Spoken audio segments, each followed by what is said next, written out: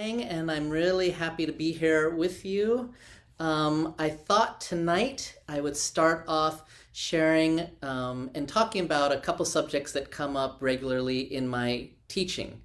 And those subjects are how best to warm up and also how to prepare for auditions slash recitals. And I don't make a distinction really how I prepare for recital or audition per se, although obviously auditions are far less natural and require a slight tweaking of my mental state for that, but they're very similar. And even if you're not thinking about auditioning for an orchestra, any string quartet university position job will require some sort of audition procedure for you to get the job. So I think it's a really helpful thing to discuss. So I'll start off with warm-ups because many times my students ask, oh, should I do scales? What should I do? Oh, we already have musicians. Okay, I will get to that. So one of the best ways for me to warm up is completely away from the cello. So in the morning, I actually lie out on my floor, and I was so fortunate to have an Alexander class during my collegiate years. And while I'm on the floor, the Alexander technique helps me just become huge. And for those of you that don't know a lot about Alexander technique, it was developed by an actor who had lost his voice, and basically his journey to figure out how to best use his body. And so they have instructions like imagine a hook from the top of your head being pulled, a string, pulling that hook and sort of expanding your spine, things like that. While I'm on the floor, I give myself tons of instructions. I direct my arms towards a wall, I direct my feet towards the other wall, and before I know it, I am much larger than I started. And people who actually study the Alexander technique sometimes experience slight increase in height, because instead of walking around like this or playing like this, they have a much more open posture. So I start off on the floor, and I'm not a qualified Alexander technique teacher, but I have a friend who is, and I've run many of my exercises I do in the morning by him, and he approves. So starting on the floor, then standing up, expanding, and all this time I'm also focusing on my breathing and working it down. So, and this is really helpful during auditions or pre-recitals when you experience that breathlessness because it's coming up. If you've practiced every day, starting to get your breath down in your body, it's something that you'll be able to replicate when you're feeling stressed. And then I actually go, after I've done a fair amount of that, that's 5 minutes, maybe 10 minutes of that, and breathing exercises, I will then go to just my right arm, because I'll explain why in a minute, but I go to some collé exercises, some little push-ups to make my bass joints very supple, and then I'll go to some collé, fingers long, fingers short, and you'll notice I'm actually keeping my thumb straight when going long and then really bending it in this way. And again, we're athletes of the small muscles. I'm taking that from an old colleague of mine who used to say that all the time. It was great because he happened to be really out of shape, but he was an athlete of the small muscles, and he was right. We completely are. So I do this for flexibility. I will then pick up a pencil and do Let me grab a pencil. Do the same thing. And what I like to imagine are that my fingertips have suction. Like, so I imagine I'm an ant or a frog, and very lightly, no squeezing at all. But again, very important for me personally to have a bent thumb at this point. And then I go to straight. So this is how my teacher worked on this collé stroke with me. And at first, it's hard to actually get the pencil even into this palm, but after a while, you can keep the pencil in there. And so you see I'm very much in the palm of the hand, very straight. I'll go from that then to my bow, and I won't do this whole exercise, but I crawl up, I crawl down, again for flexibility. I pull, I push, I pull, I push, and all this, as you can see, sort of for flexibility and a cling in my hand. And I don't know if you've experienced holding a baby, but that baby who has no really developed muscles can hang on to your finger if they want to. And this is that feel that I think you should have on the bow. So there's a suction feel, but not a grip. That's why when someone asks me, oh, what's your opinion and what's your strategy for bow grip? I say, no, it's a bow hold, right? We don't want to grip the bow. Now I will come to the cello, and I will actually drop. So, and this is to really get the weight in there.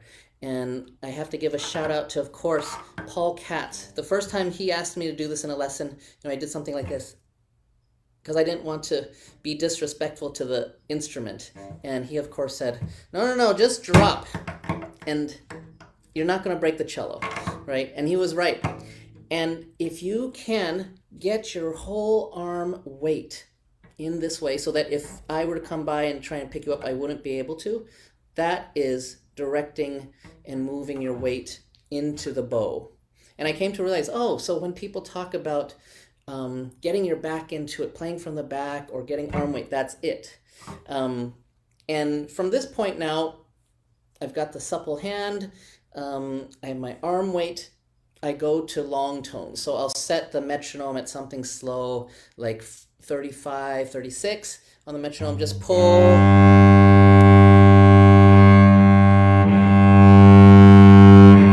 Now, very important, I actually start in the lower part of the bow first. I don't venture out here. I want to get this swing going.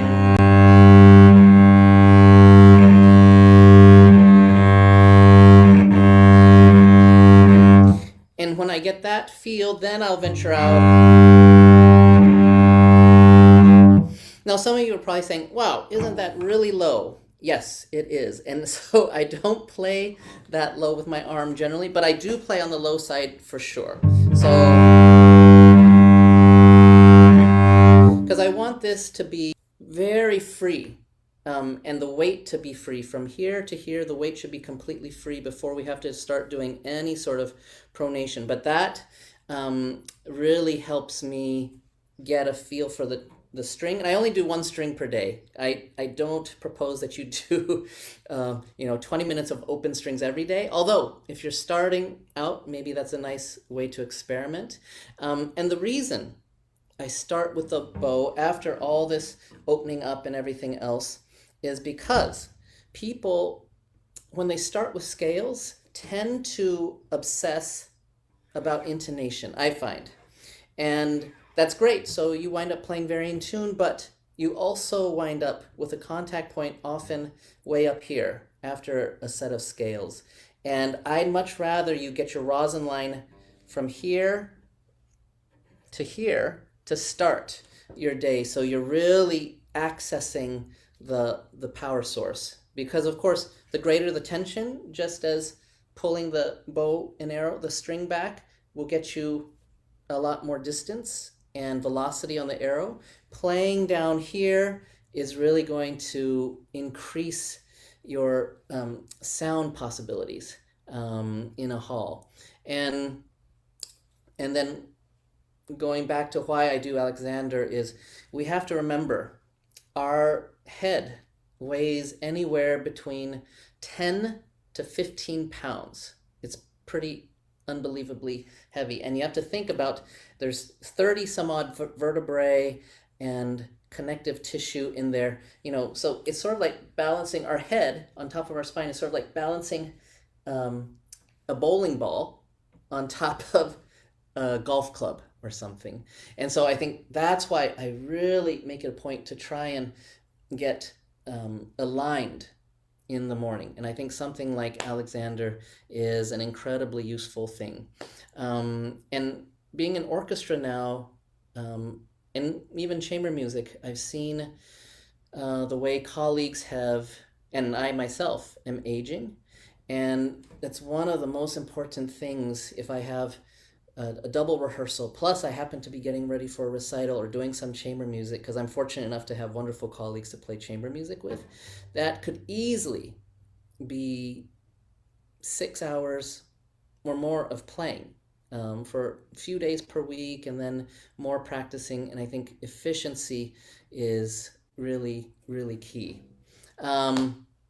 So those are my warm-ups for the right side. With my left side, I got this via Steve Doan. You can see some great videos on him, but I go and I do some vibrato.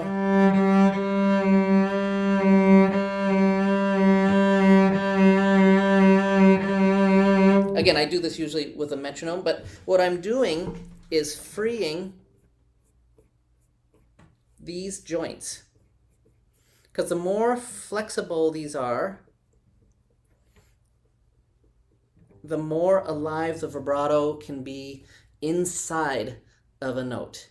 And we cellists, when's the last time that we talked about a finger vibrato, a wrist vibrato, or an arm vibrato? We cellists, we just vibrate, right? And it's so old school and not very refined.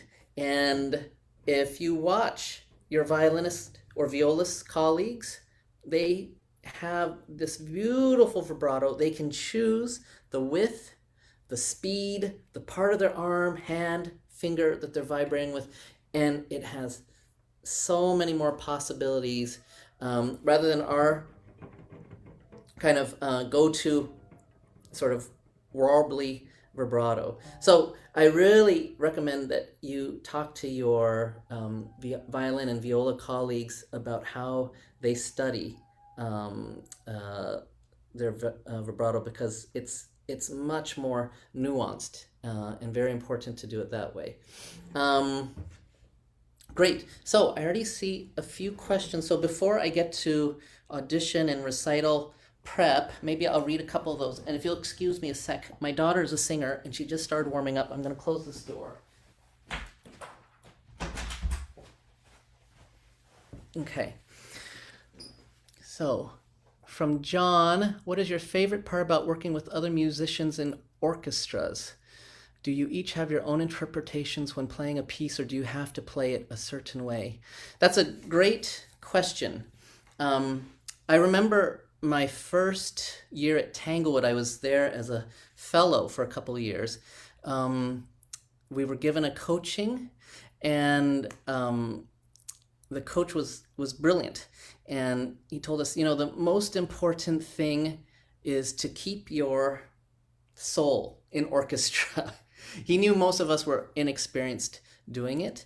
And so while the orchestra does not work as a democracy, it can't, right? Esa-Pekka Salonen cannot say, can we have a show of hands? Who would like the phrase to go this way? Okay. All right, everyone put your hand down. Who would like it to go this way, right? So orchestra is not a democracy, okay, in most ways. But having said that, a good conductor will give you freedom to express yourself, even as a section. And the other part of your question, what is my favorite part about working with other musicians in the orchestra, is we all come from different schools of playing and of music making. So I'm so blessed in this orchestra to have any number of violinists, violists, and actually my bass cello duo. I love working with my colleague Charles Chandler. I love the varied experiences that we all bring to the job. I hope that answers that question. From Jonathan Gottoff. Would you mind talking a bit about the orchestral tenure process? Do's and don'ts. Thank you. Okay, that's a great question and a very complicated one, unfortunately, in some ways. So the tenure process in most orchestras begins after you have won the audition, right? They say, congratulations, we're inviting you now to play in the orchestra. It'll be a 2-year tenure process. And during that time, you're given a committee, a tenure committee that may or may not have overlap with the audition committee, right, that has just awarded you the position. And the tenure committee basically collects information from other people in the orchestra, and they use their own observations, and they have meetings with the conductor. And usually these meetings are to say, let's say it's me, oh, Amos, we really like the way he plays, but he sticks out a little bit in this kind of music, and and maybe he rushes a little bit, but we really like him. So they'll bring me into a meeting with all of them and bring these issues up. And hopefully by the next meeting, I have addressed these concerns. And so basically, you're given a chance to show that you're flexible and that you can adjust to a certain situation.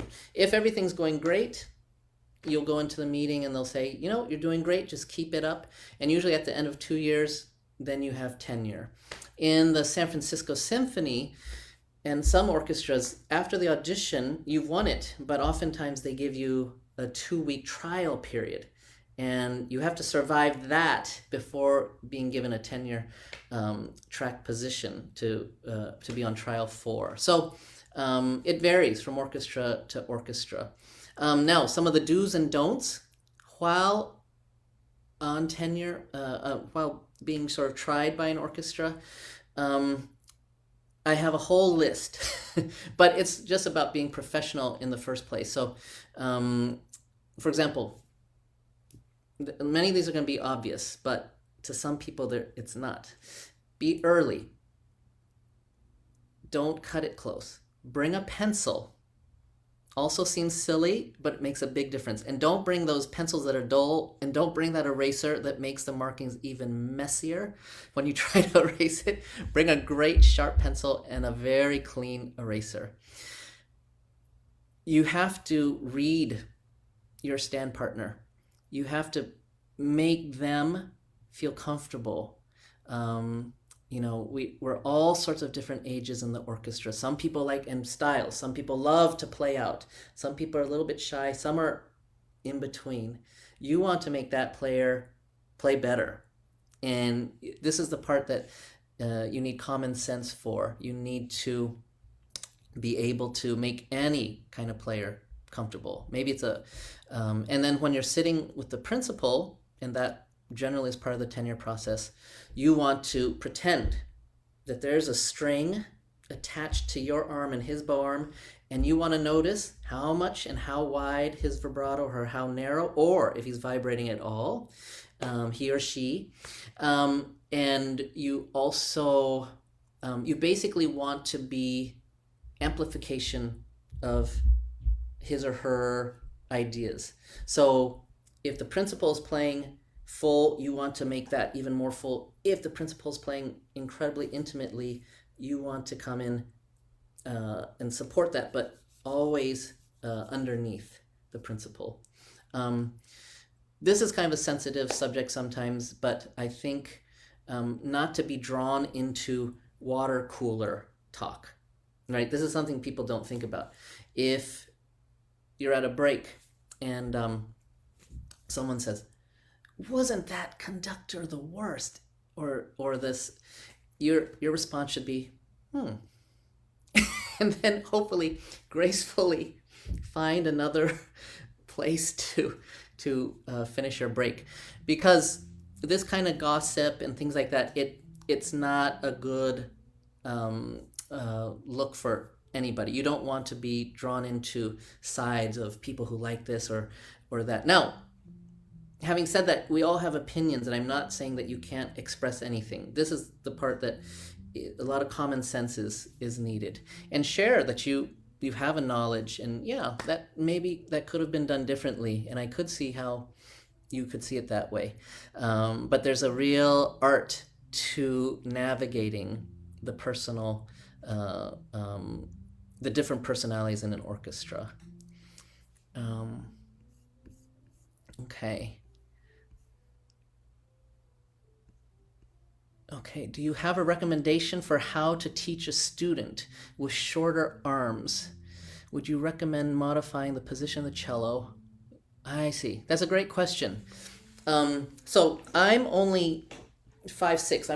I'm not a tall guy, but my arms are pretty long, right? They're I don't know if you can tell from this, but so I haven't had to worry about that. But for sure, I have colleagues and have had students with short arms, and I think there is a way to address it. And of course, one of the ways is, if this is straight on, tilting a little bit, right?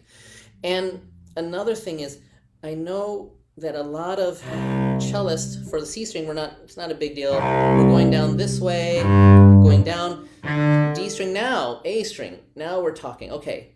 And we see a lot of cellists in the past sort of, right, this, we need pronation and we need power. But to me, this is where so many of my colleagues, whether it's cello, whatever instrument, have run into rotator cuff issues, right? And I feel that with the cello, I'll sort of angle it this way. We're down and back, actually, with the C string, based on this curve. G string, sort of just down, D across. Now, the A string, I really don't think we have to do this. I mean, I'm exaggerating, of course, but a lot of people still think it's up. I actually find that going out is enough. Now, do I need to provide a little torque as I go out here? Of course. But, so even someone with a shorter arm, if you can encourage that person to experiment first with going out, I think that could be a real help to them. But yeah, I think shorter arms, it can be an issue there, but whatever you do at all, to try to leave the shoulders alone so we don't wind up like this. And I'm sorry to make it such a gross exaggeration, but it makes the point pretty clear. Length versus cello position. So that would be my biggest, I think my biggest suggestion is this type of angling, so that they don't have to go any further afield that way. Question from Christopher. Do you have tips on how to mentally prepare for an audition, how to manage the stress and train for that kind of pressure? That is great. That is actually leading into what I was going to speak about tonight. And because audition prep for me is the least natural form of going for the least natural performing that I can imagine, because it's snippets, excerpts from different pieces, different time periods, different movements, different composers, and yet you have to give a convincing performance of these excerpts back to back to back to back in different orders, right? So it's a great question. Number one, I would, whether it's recital or audition, I would have a master plan, a calendar. So you have the performance date here. right? Ideally, 3 months at minimum, I hope. But if it's a little bit less, I know sometimes it's out of our control, that's fine. But have that calendar, the date on the calendar, and make your way back. I think ideally the last 2 weeks to 3 weeks should be basically run-throughs for the colleagues that you think will be the pickiest and most demanding, and put those in the last 2 to 3 weeks. After that, I go back another 3 weeks. Okay, where do the pieces have to be? This one has to be memorized. This one has to be, for an audition, obviously you don't need anything memorized. Although I would memorize the concerto, I would memorize your Bach, any of the solo pieces.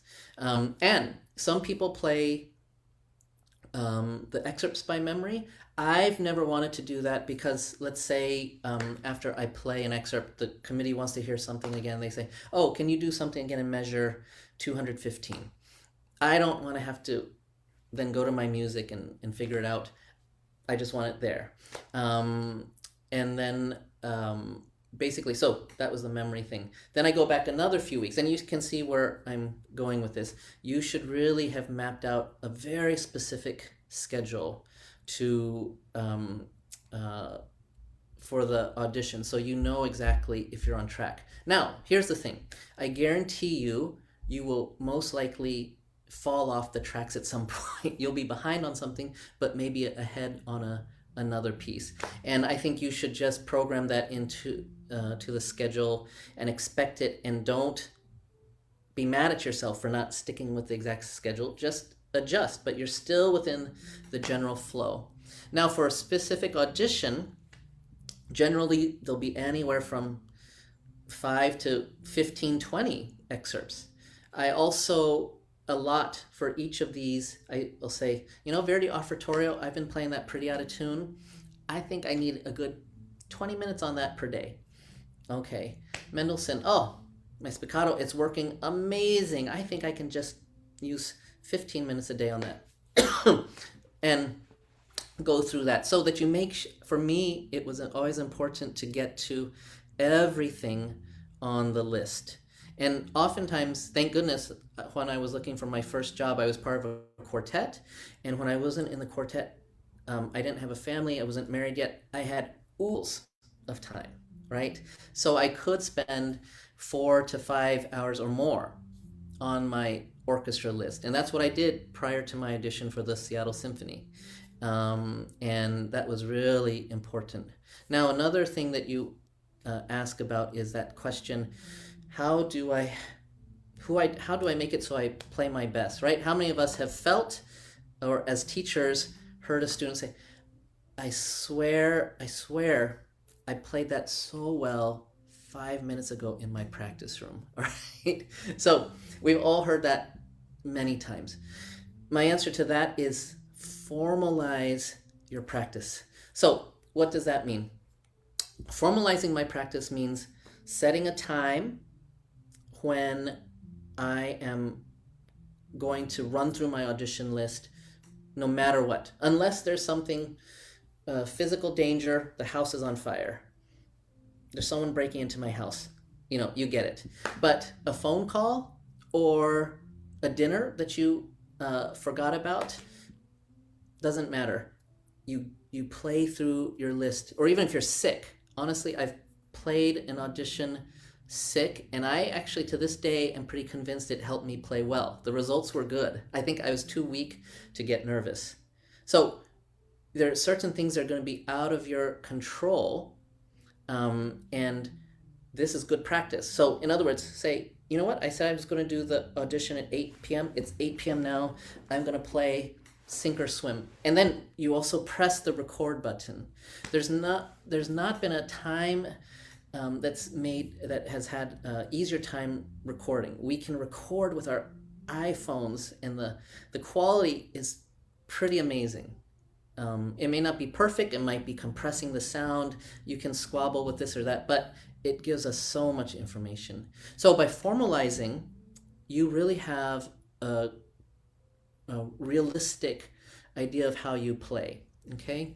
Because too often students think that the way they practice is how it's going to come out. So traditionally, someone has a passage that's difficult. This is how we practice.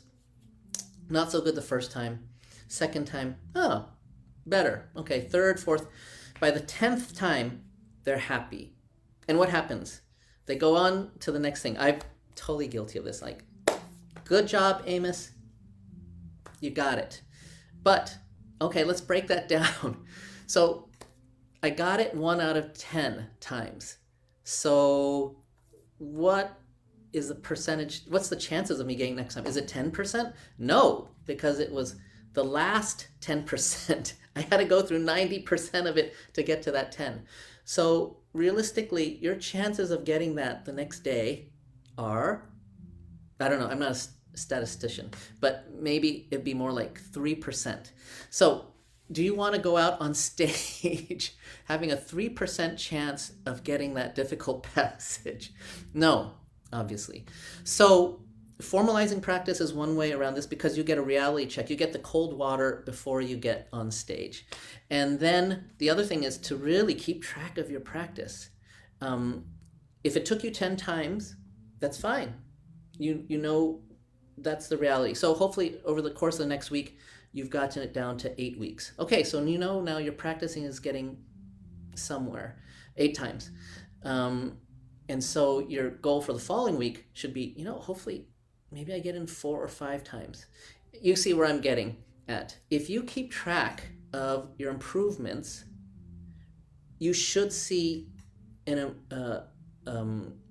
correlating decrease in number of times to get an excerpt or passage the way you want. So if that is not happening, that means you have to revisit the way that you're practicing. It means that the passage right now is beyond the way you're practicing it, and that you need to revise that. And in that case, you need to figure out a way to succeed. So if it's a passage, like I know, actually, I'll use the Verdi offertorio. If it's oh, I keep missing that. Okay, I keep missing that.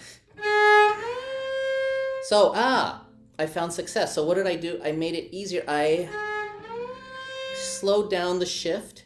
Okay, that's what I need to do. But now I'm succeeding. I'm doing something positive, as opposed to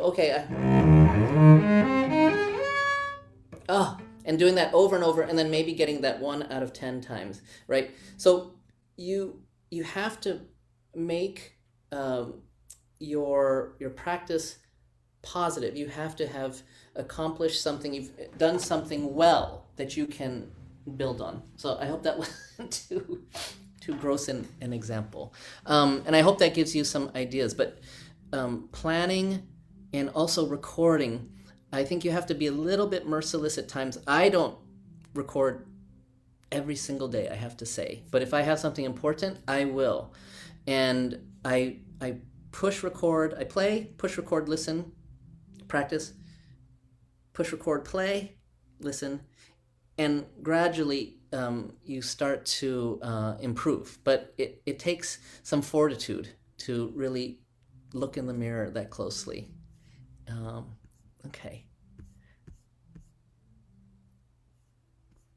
Okay, from Hannah's song, do you have any tips for the opening Don Juan excerpt, and could you demonstrate some of the fingerings? Sure. Don Juan, there's a lot of different options, and I think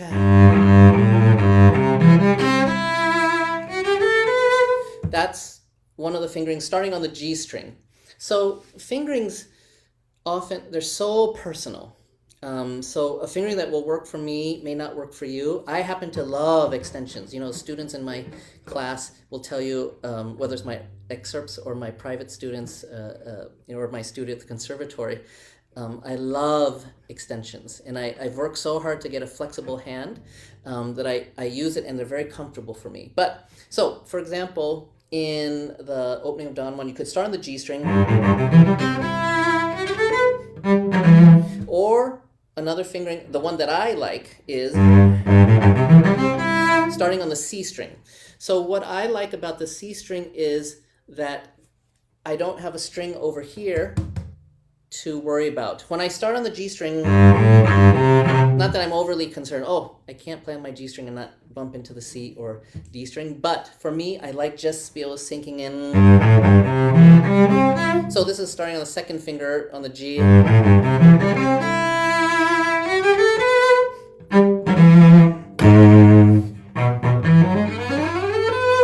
Right? And for me, that is the easiest for me. What the disadvantage, so again, pros and cons. The G string, I have one less string crossing because I'm starting on the G string. I just have to get to the D and A. If I start on the C, I have to get from the C to the G to the D to the A. Okay? But for me, the trade-off of being able to just sink in on the C string is worth it. One fingering that I think a lot of people do, that most people do, it's fine. They finish that line 1, 2, 3. Now, I have heard this out of tune enough to know that this is a really difficult fingering, and I've also played this out of tune. For me, I often will use, for a passage like this where I really want to get that top note, I'll use what I call dummy fingerings. Now, I am the dummy. You are not the dummy. So I do 1, 2, 4, 1, 2, 4, 1, 2. So this ensures that that awkward whole step between 2 and 3 is now done between 1 and 2. And I don't kick myself for using a harmonic on that. I don't apologize. Actually,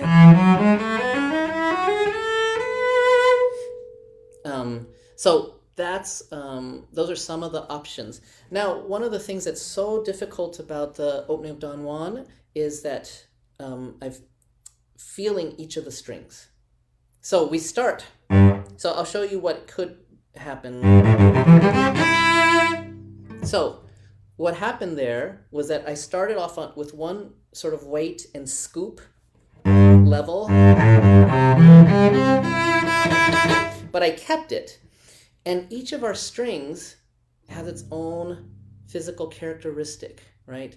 That's why when someone says to me, I love that cello because it's so even, that to me is not really a ringing endorsement for an instrument for me. I want my cello to have a growling C string, a soulful G string, a smooth A string, a brilliant A string. I think they should all be different. But also in terms of the feel. And this is why we work so hard to find supple bass joints, because you need to feel the difference from a fat C string, a less fat G string, getting slenderer D to the thin A string, because you're going to really need to shape it. And you have to make those micro adjustments on the fly, and you can't use the same scoop. So that's one thing I would really look out for at the start of this. People are so worried about the coordination between the hands, and it's totally true and valid, but it's also a lot about really having awareness of the string you're on. And so I think this is also a really good excerpt to practice just with the right hand, which is a great way to practice in general with my fingering. Right. So I hope that gives you some food for thought on the Don Juan.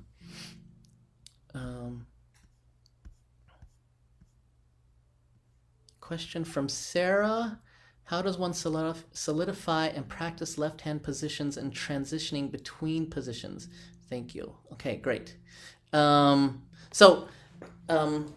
Scales, of course, are a great way. And just knowing thumb position knowing these positions so that you're staying consistent in this area. For me, also poppers, as annoying as they have been for me in my life to practice, I think they're great. You know, and I think one thing going in between positions that people take for granted, I would try to move as much, keeping the strings down. What I see a lot of is that people sort of jump, and as soon as you lift the left hand, the resonance of the instrument stops. So, and sorry to give you such a cliche answer, but for me, scales and the etudes like piatti and poppers are so great for solidifying the positions. I also wouldn't be afraid to just practice in the upper positions. You know, having played in quartet and orchestra now, it doesn't matter which. Most of the writing for us is right here in our wheelhouse, right?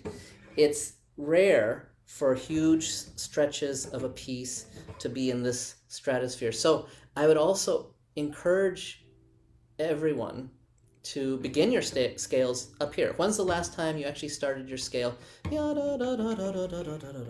It's always here. So this is one of the things I've been thinking about more recently, especially with big shifts, right? Why are we so afraid of, right, in the Schumann? And the answer is we get tight. And for most of us in our teaching, we've been taught in the past, get that first position really well in tune, and then once you've gotten that, then we'll go up another position. By that time, you've gotten so comfortable here, this has always felt like the wilderness. So I would say for shifts like that, I often have my students just sit on those pitches, right? Move this all around till you're so comfortable.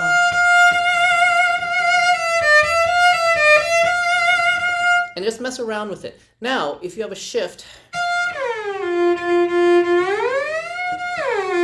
don't move your shoulder or your elbow to where it wants to be comfortable coming back. Keep it where the F was. And in doing so, you've kind of made this home and this the wilderness, right? So I find that sort of flipping those things on their heads has been really effective in helping people more comfortable with shifts. I still remember the first time that I did that with Arpeggione Sonata. I thought, how am I going to get these shifts in tune? And I really worked that way. I sort of worked backwards, right? And that really helps when you are not going to the wilderness, but you know what? I'm leaving one home, I'm going to another home where you're comfortable there.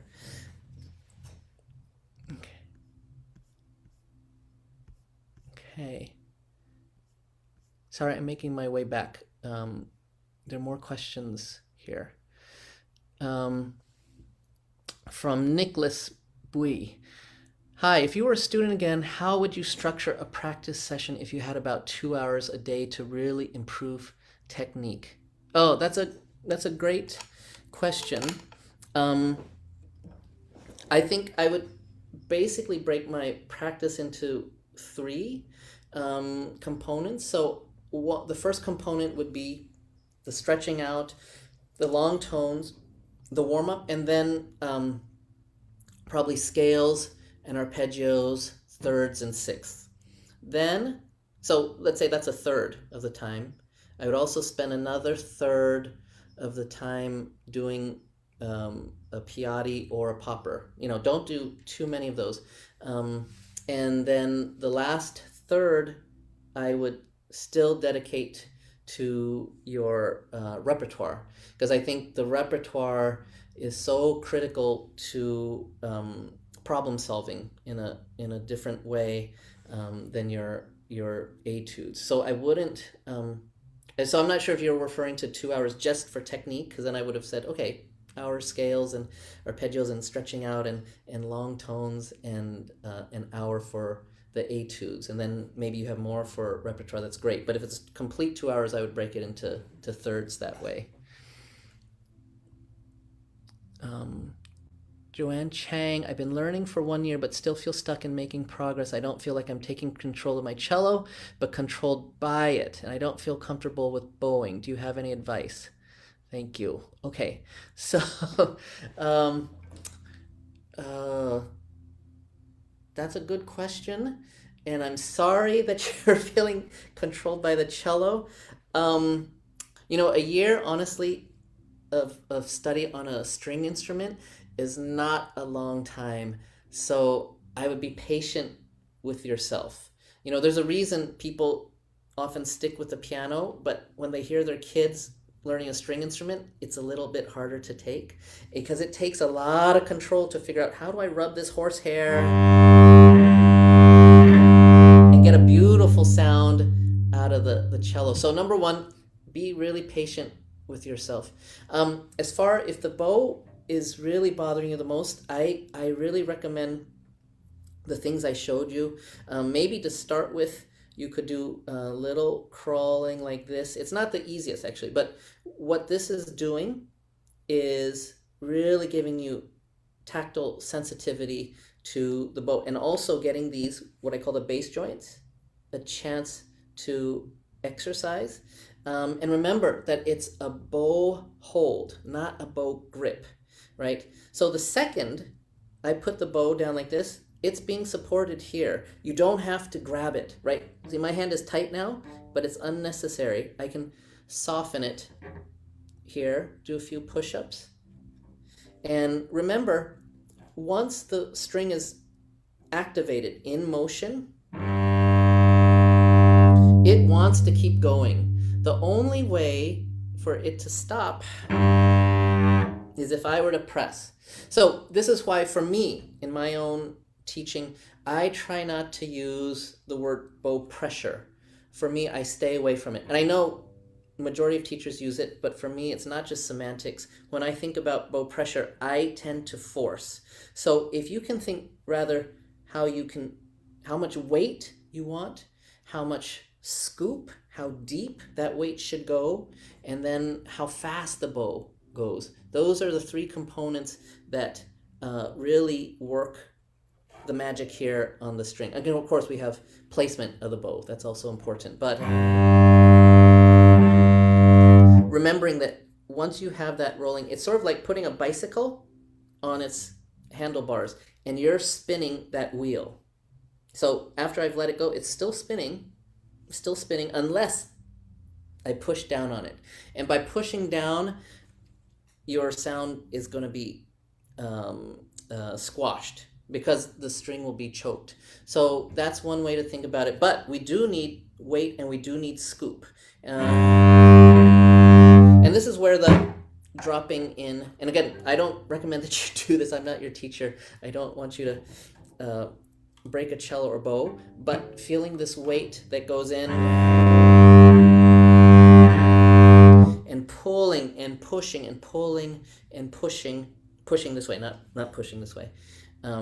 So one of the things that I've stolen from my very first cello teacher, Irene Sharp, was this question: what's your favorite flavor of ice cream? Okay, what? Okay, so I happen to love coffee ice cream. So if you want more ice cream, are you going to push the bow in, the scoop in? No, you're not going to get any ice cream. You need to scoop it out, and that's my approach to sound.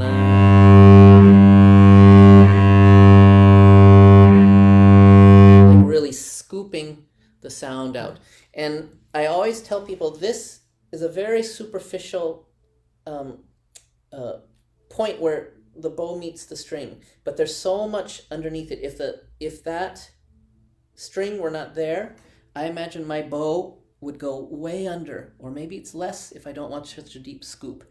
But there's all sorts of angles underneath here that you have to be thinking about. Always circles this way, even this way, that you can manipulate. So I hope that gives you a little something to go on with the bow, but I really think keep it up. Watch some great players. YouTube has made so much so accessible to us now. It's really, to me, incredible, the wealth of things you can see. So watch someone that makes it look easy. There's a lot that actually happens by osmosis if you watch some great players. Okay, Ryan Mitten. Any repertoire suggestions for amateur cellists? Not crazy difficult tunes that are catchy and fun. Many thanks. Okay. You know, I actually love the way I wasn't Suzuki trained, but I love the way that they've ordered the books, and I have to say it's been pretty tried and proven. That's a great way. So if you're familiar with the Suzuki books, I think those are great ways to progress through interesting repertoire. Okay. From Andrea Yun, when you're playing on the orchestra and the principal isn't playing with the concertmaster, who is the right person to follow? Oh, that's tricky. And the principal isn't playing with the concertmaster. So here, that's an interesting dilemma. Luckily, in my work, that's a rarity because I love our principals. The principals that I've sat with or I've had in my orchestras have been very fine leaders, and they've had good radar. And of course, that's one of the main jobs of the principal cellist. And of course, the concertmaster is basically our second conductor, right? Sometimes the conductor gives us a beat that's not clear to us, but maybe clear to the concertmaster. He has to interpret that, and we go with the concertmaster. So it's a really good question. When I sit principal, I love having a stand partner that is supportive, but I also want that stand partner to have their own mind. If I'm off, I would like the stand partner to actually maybe help me. Maybe it's a help if he or she just gently is like, Amos, wake up a little, you're not with... So, but that's me personally. I know other principal cellists who would hate that. Who would think, and rightfully so for their own reasons, they would think, look, if the ship's going down, we're all going down together. So the question you raise is a little bit tricky, and where your common sense and your knowledge of the principal cellist is very important. If they're approachable and agreeable, and you feel like they respect your opinion, I think it's a good idea to say, in that one spot, I'm not sure. And you may actually pose the question this way, say, I'm a little confused at letter A, and I think we're together with the violins. I mean, the person might see right through this and say, oh, this person's being passive aggressive this way, but maybe they really aren't aware of the problem. And I always appreciate that. I've had colleagues who help me, and I really appreciate when I could be doing something better and they point it out. But again, I have been completely blessed with wonderful cello sections that have been so supportive of me, and so I've always felt comfortable with them. It's a real personal, case by case answer, I think. Kate Robertson. Any tips on managing nervousness during the recital, concert, or audition? Yeah, so again, I go back to my idea of formalizing practice and recording yourself automatically. That it wakes me up, right? Because I know I'm going to listen to myself in a minute, and I don't want to be discouraged. I don't want to be depressed. So automatically that wakes me up in a different way than if I'm just practicing informally. Okay, miss, got it, nailed it. Okay, now like my teacher said, I'm going to repeat it 3 times. All right, that's enough for today. But if the second you press record, it adds a layer of formality. I don't care who you are, right? It really helps. So that helps nerves, because when you go out on stage, you want to be the person listening most critically to yourself. I find when I'm the most nervous is when I haven't put in that kind of recording and minute listening and critical listening. And I realize, you know what? I know this piece pretty well, but I think so-and-so might know it better. So there might be a lot of people. There shouldn't be anyone that knows it better than you. And then as far as nervousness, we all get nervous. Because I'm the 3rd chair here and often 2nd chair for the last few years in San Francisco. I also have had a chance to play principal. And I can tell you, it is always nerve-wracking to me, even with a lovely section that says, "Great job, Amos, go get them," right? You still get nervous because the wealth of experience and the level of playing in the San Francisco Symphony is phenomenal, right? So I still get nervous. But one of the things I also do is I just accept that fact that I am going to be nervous. Boom. So when it happens, like, oh, I was expecting that. And the other thing, so recording and formal recording, so setting a time, and I would also keep a log. Again, are you improving? How many times is it taking you to get this at the standard so that you're constantly improving? Another thing that is very hard to replicate is the way your heart, your body responds, that sort of shortness of breath, fast heartbeat. So I will literally actually run in place. As goofy as this is, I will run hard.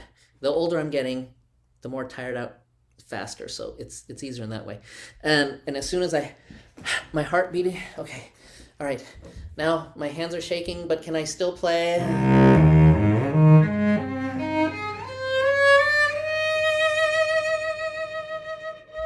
Okay. Oh, all right. I got it. It's sort of in tune. It's sort of okay. But that's how oh, by the way, after running, record and then play.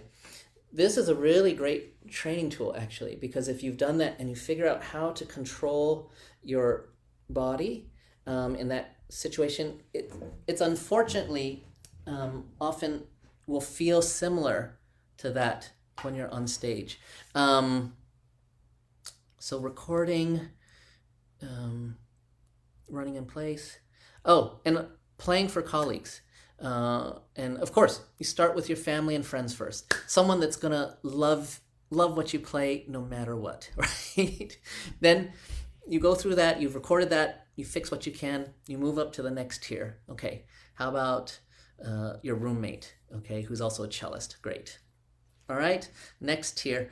And I would build up. It takes some building up. But again, I think it's really important to accept the fact that you're going to be nervous. And I think most players will tell you many of their best, most positive performance experiences have been when the nerves and the stakes were highest. I know there's a handful of those performances for myself where I played better than I thought I actually was. And it was often the nerves and the heightened awareness that really brought that about. Yeah, so that's a good question. Oh, hi, Martha. Oh, thank you so much. Thanks. It's from Martha Katz. Oh my goodness. Are you using the adjusting folding chair? Also, what string and rosin personally do you use? From Maxi Taxi. Okay. I am not an instrument nerd. And what I mean by that, I love instruments and I love bows. Over here I have a case of a few bows that I've I've collected. I find them beautiful and fascinating. But in terms of strings, rosin, I don't change them. Actually, if I told you how long it's been since I changed these strings, I think it'd be a little bit embarrassing. Having said that, what I do use, I like the tungsten and silver wound spirocore on the lower end. I just love that growl, the character. And it works on this old Italian cello that the San Francisco Symphony has kindly let me use. And I also use Larson's Magna core on the top on the A and D. But if someone handed me 4 new strings and said these were the greatest new strings, I would probably put them on and think that they were the 4 greatest new strings that had ever been invented. So, and then in terms of rosin, I've been using, my wife for Christmas bought me this. And I'm getting it because I actually don't know the name of it. But it's something fancy and expensive. And I like it, but I don't know that it's, okay, here, I'm going to read the back. Bespoke rosin. But again, I'm the kind of person who experiments with everything. Every once in a while, if my hair has gotten old, I'll just go over to my bass colleagues who have the stickiest rosin anywhere, right? It's just goo. I'll say, I need a little rosin from your your cake, and that also does fine. So I would say this rosin is terrific. I also like the one Andrea Bang rosin is also something that I've used in the past. Yeah. And a chair. So this is one of those chairs with the adjusting here. So there's like 5 or 6 different adjusters, and I find that works well because I can make it for different students a little bit lower or with a slant. We have these great chairs in the San Francisco Symphony. They work with handles, so I can adjust this way, that way. They don't adjust really to the side, but they're infinitely adjustable. I think that's a really good investment for anyone to make. Yeah. Okay, from Dan Rubiano. What books would you recommend for scales, 3rd, 6th, and 7th chords? Equal temperament or impressive intonation? Thank you. Oh, that is a complicated question. I dummied down. So first, let me get to your scale books question. I really like and have used the Yampolsky book, but I've also used the Galamian scale, even Flesch scale books. I think Professor Jensen has made an arrangement that works for cellos, and so in terms of scale books, that's what I would use. In terms of equal temperament or impressive intonation, I generally do 2 different kinds of tunings. I use a drone often because for intonation and the different registers, we cover so much ground on the cello, from the low C to the very upper registers, that it's easy to play just a little bit out of tune from one register to the next. So I'll use actually a drone pitch, especially for many of the standard orchestra excerpts. All right, they happen so fast. Immediately when I'm on the other side of the screen, when I'm listening to auditions, it's so clear to me. Everyone misses, by the way. No one plays perfectly in tune, right? It's a fallacy to think that. I know you guys had Cello Bell had a great class with Brant Taylor on debunking orchestral audition myths, and that's one, that you have to play a perfect audition. Perfect audition does not exist, okay? First of all. And so I use a drone, and that I make sure my perfect intervals are non-negotiable. It has to line up with octaves, 5th and 4ths. And then 3rd, 7th, maybe that leads to the tonic a little bit more, or the 4th, the 3rd, maybe it's going up toward the 4, or maybe it sits a little bit more in a major chord just to be more foundational. Then for intonation, I also go to the old tried and true. How much is my cello ringing? I spend tons of time sitting on notes until I find the right depth. I find that when I ask a student to experiment and find the most beautiful note that they can, oftentimes they stop way short of where they should. Like they have much more beauty to find in that note. I find a lack of patience, essentially, which brings me to, and why do we play in tune? Because we want resonance and we want depth. And this brings me to another subject that I often bring up with students, and it's the ability to sing. And not everyone has been trained to sing, and oftentimes I ask a kid to sing, and I can tell they haven't been trained to sing, and they're also very uptight about it, and they don't want to do it. But I find that singing is the most direct way to figuring out how you want a phrase to go. And furthermore, when I was working on my sound the most, I remember there was a time that I was still at Eastman. I was still with Paul Katz, and I was doing all this dropping, long tones. The other thing that I would do, two things. I would go to Eastman Theater very early, and I remember trudging through the snow. So I can tell my kids this. I did trudge through the snow, so I could get there early enough, and I could use this 3,000, I forget how many people, 3,000 seat hall, and be on stage and practice getting my sound out, but not forcing it, like not trying to muscle it, because there's no, again, for the reasons I explained earlier, the more we push, the less we get out of it. But see if I could just really pull, sink, and coax the sound out into the hall. The other thing I did was find players that I thought had beautiful sounds, and one of my friends, who I thought, and still to this day has one of the most beautiful sounds, said, oh, I love listening to singers. I thought, oh, duh, that's a great idea.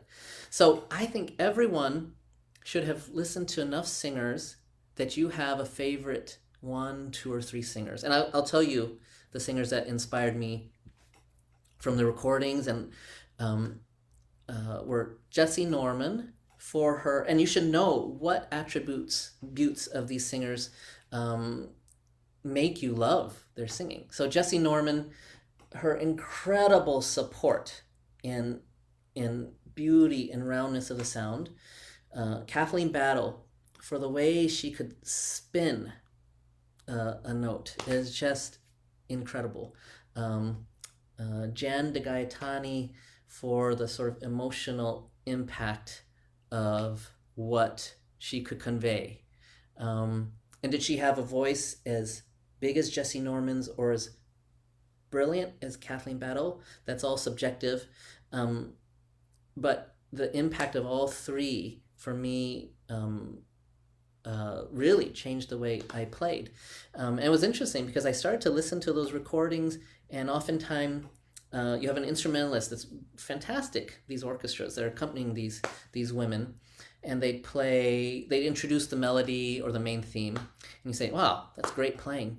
And they would come in, and you'd say, wow, that is not even close to being, right? The two things, the beauty of the human voice, the way that these for me, women, I enjoy women singing more than men. It doesn't mean that it's any less valid. And in fact, for our instrument, probably the male register would be more effective for many things. But those are the people that affected me the most. Okay. Evan. Hi, Evan. Thank you. Okay. Let's say you've done very well in your audition. You get to the super final round, but you get there at 9 a.m. and it's 9 p.m. Oh, you got there at 9 a.m. and it's 9 p.m. and you're exhausted. How do you maintain your energy levels on the day of a big audition? That's a really great question. One of the things that I think you have to do is figure out what foods work for you. I would actually do some practice runs where you you make a day like this. So for example, I'm gonna go play for a friend. It makes me really nervous at 9 a.m. And you know what? I'm gonna schedule another run through for a friend at 11:30 or 1 p.m. Okay, somewhere in between there. Then I'm gonna make another audition for a friend at 6. And in this case, wow, that was pretty extreme to be there from 9 a.m. to 9 p.m. So I'm sorry you went through that, or something close to that, and see what works for you. I also would. This is much easier to say than to do. I would not play your cello a ton in between rounds. So this is tricky, and this is very subjective for everyone. For me, I love playing to the last second. So this would be very hard for me if I had an audition that started at 9 a.m. to 9 p.m. not to have played myself out during the course of the day. But if you can afford to rest, because that's one thing I've heard so many colleagues say, you know, whether it's a bassoonist, I practiced so long my lips were shut, or for a string player, I was just exhausted by the time I got to the finals. So you have to know that the preparation you put in, that last bit of performing, whether it's a recital or an audition, that's the tip of the iceberg. The work has been put in. It's just that last bit that you're doing, so try not to play yourself out. But again, I know how hard that would be for me, because if someone said, congratulations, you're in the super finals, I'd be like, oh, where's the warm-up room? I need to go. And, you know, that also helps, so that you're not tempted to lose focus. I mean, that's why I would do it, but maybe there's a way, again, for everyone it's going to be different, that you could go to the room and just be quiet and sort of do meditating, or find your really quiet place. Yeah. Jeanette Stenson, can you speak to how you practice intonation? So again, equal temperament harmonic analysis while playing solo. Just equal temperament and harmonic analysis while playing solo. Yeah, intonation excerpts. I think I answered that, and for me, I'm not so sophisticated with my my intonation. I spent enough time in quartet, where we spent 60% of our time tuning those perfect intervals, and then the other ones, you know, you're gonna start to have an ear out for them. I would also, for sure, recommend that you record yourself playing with a drone, to see if you are in fact really matching those perfect intervals and the intonation. And harmonic analysis is amazing. That's something that I decided not to focus on when I was at Eastman, which I regret to this day. But I think it's actually a really, really good idea to do that. Oh, thanks, Sanj. Okay. And Joshua, okay. Tell us about your instrument and bow and how you came upon settling on them. Okay. It's a great question. So, I should start you at the beginning of the journey. I started with an English cello. That was sort of my first cello that I knew could probably take me through a very long time of my development. And so I think that was a Hill & Sons, an English cello from 1907, I believe. And it was a beautiful instrument.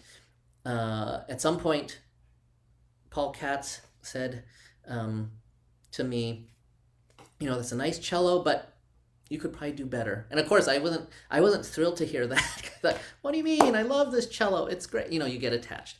At that point, I had a professor at Juilliard, wonderful professor. It was Channing Robbins, and he had been Leonard Rose's assistant for many years. Unfortunately, when he passed away, you know, everything from, you know, the grief and the insecurity of what to do next came. But one of the most beautiful things came from that relationship when his sister, Joyce Robbins, a wonderful violin professor, one of the first, if not the first women in the Metropolitan Opera, introduced herself to me and said, Channing really believed in your pursuit of the cello. And he set aside this money, and I'm going to buy you a new cello. And it was actually a new cello. They didn't buy me a Strad, but they bought me a beautiful, and she had done research, beautiful modern instrument. And I played on that for many years. Then a dear friend who used to play on an Old English, a Thomas Dodd cello. Her name is Shanae Yu, wonderful friend. And unfortunately, she couldn't play because of arm problems. But she was so attached to her cello, she kept it. And she said, now you play on this, Amos. So then I had another upgrade. So as you can see, I've been blessed with guardian angels along the way. So brings me to San Francisco Symphony. That same Dodd cello is what I auditioned for, whether it was Seattle Symphony or San Francisco. And so part of being assistant principal here in San Francisco, they have a wonderful program here, an instrument acquisition program. And they said, Amos, you're next on the list. We would like to fly you out to Chicago. They did so, and I walked into this room, and it was full of cellos. There were 7-8 cellos there, and they said, Amos, pick one of these. So it's pretty incredible experience, like a kid on Christmas morning. Luckily for me, and this is something important for all of you to think about, and I've heard this from dealers numerous times, when someone comes in, generally that person is looking for what they already have, but louder and more powerful. So in other words, it's something that makes them comfortable, but they say, oh, yeah, it's got a better sound. It's got a bigger sound. And I was about to make the same mistake. I had in the running 2 finalists. One was this cello, which is a Testore, Carlo Giuseppe Testore from the 1690s. It was made in Milan. And this family, they're known as the sort of cheap jacks of the trade. I don't know if you'll be able to see this, but who commissioned this instrument came a week early and said, is my cello ready? And they're, well, scroll's not done, but if you want it, sounds pretty good. And I said, yeah. So they have this, and the purfling. So for those of you that don't know what this is, it's this band here that is hand carved and put there to protect the wood from splitting all the way. So it's this dark band here.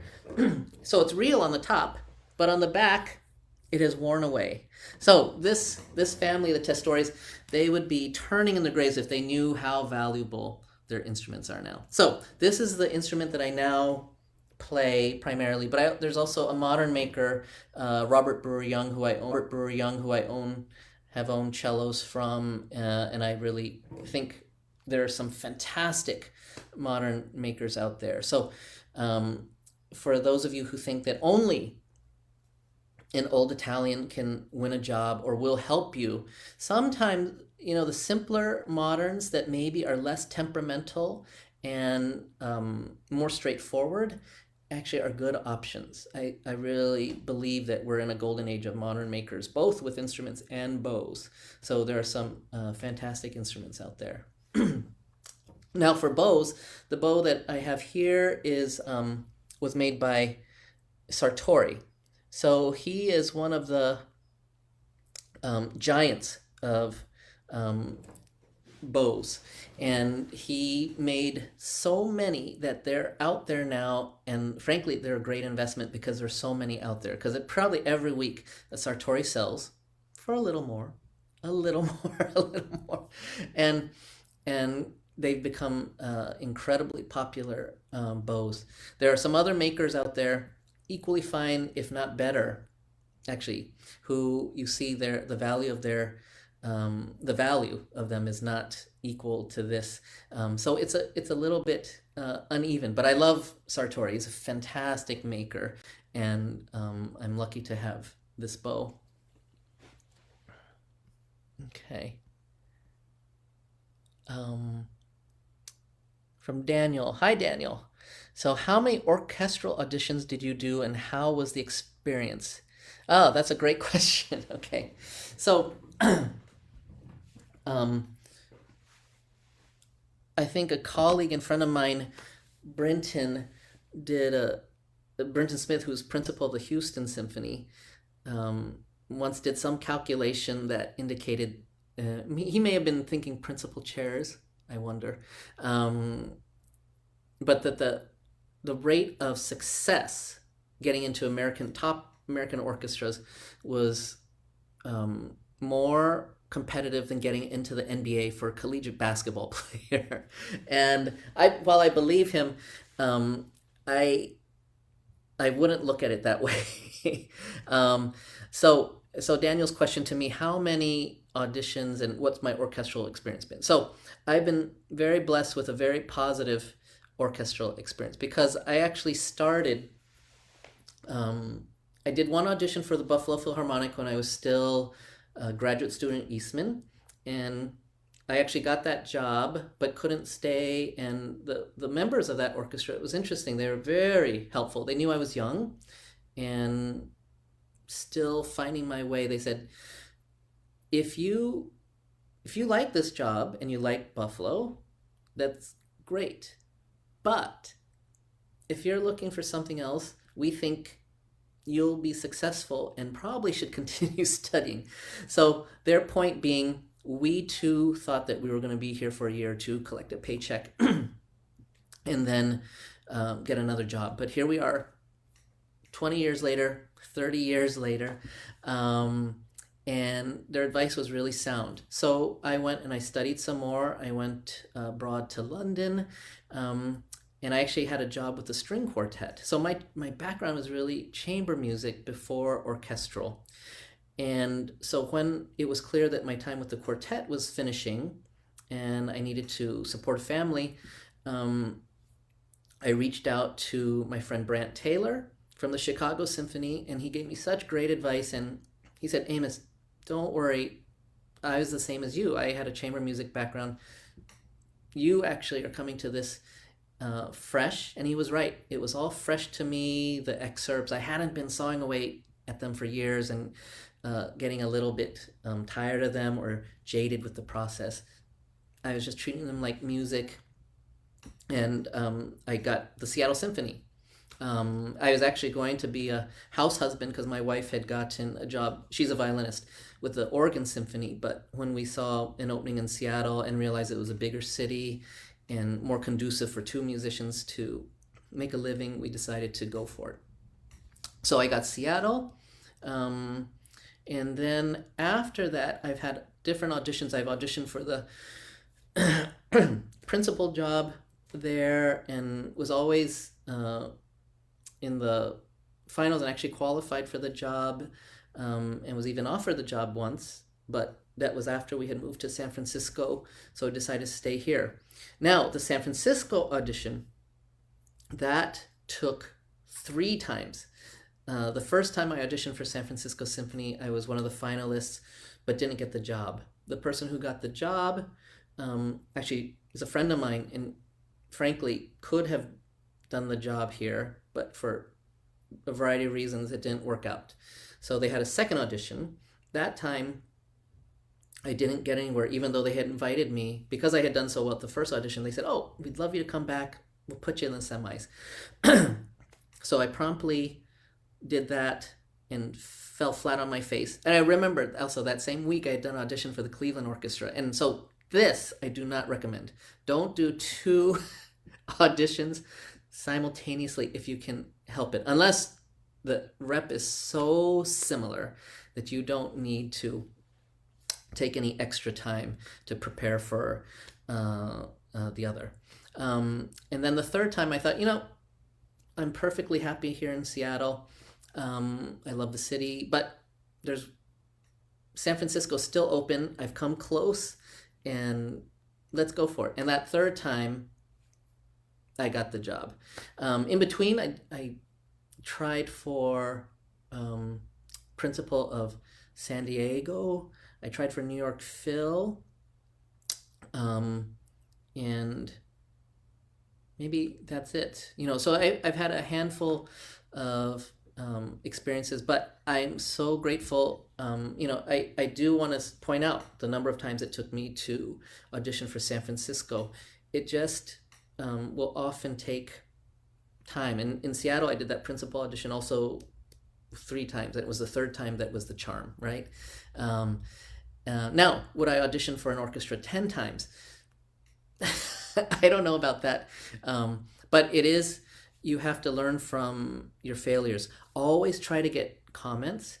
And while the committee is made up of 10 different people and everyone's looking for something else, if there seems to be a theme, as there was for me, for example, through the New York Phil audition, I remember everyone wrote, oh, really nice Dvorak, da da da da. But at the end, each of the people also wrote, the comments I received, they also wrote, a little bit wild. Okay. And as the audition went, they were like, good sound, but they started to see parts of my playing that maybe were too extroverted at times, or in other words,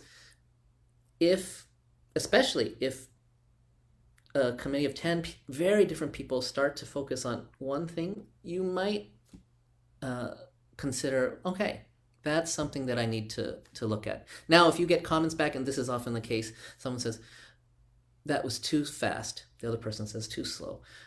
Your intonation was great. Your intonation was not good. Hopefully it's not so cut and dry as those comments. I try not to do that when I'm commenting on that side of the screen. Then there's not so much to take, and you're just seeing a difference of opinion that way. So anyway, I hope that helps, knowing sort of my track. Tyler McCarty, do you use or have you ever used a practice journal? What are your thoughts on journaling practice sessions? That's a great question. And as I alluded to, I think practice journals are incredible. Having said that, have I ever been disciplined enough to do it? No. But I am keeping a log, obviously, for these auditions. I'm making sure I'm getting to, as I said, I'm making sure I get to every excerpt, and I can remember from day to day what it takes. But I think a journal is even better, because if you can say literally, it took me 3 times, and you look back to a couple weeks later, took me 1 time. Now I'm expecting it. This expectation is huge. I can't tell you how, when you see this sort of scientific building of, okay, I now have empirical proof I should be getting this the first time, theoretically.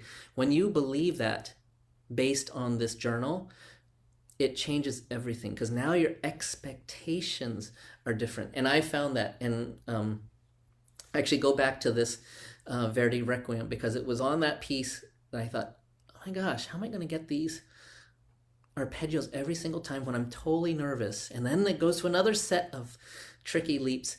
But when I expected it, I did it. But if you don't expect it, and you won't expect it unless you've really built it up that way, there's no replacing that, where you expect to get it the first time.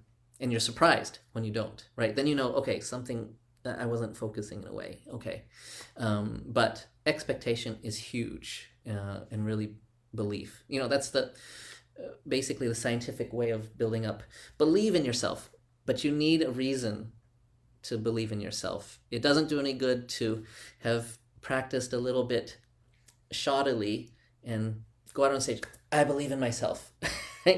Because deep down, there was some steps missing that are causing that lack of faith. So journaling, great, yeah. Okay, all right. So that looks like the end of the questions, and those are some really fantastic questions. So in closing, it's just been a lot of fun meeting other cello nerds online, and I look forward to doing this again in the future. I'm always happy to speak to people about the cello. It's been an incredible journey for me. I'm so grateful to have had the chance to be part of a string quartet, do that, traveling, being worried about our next residency.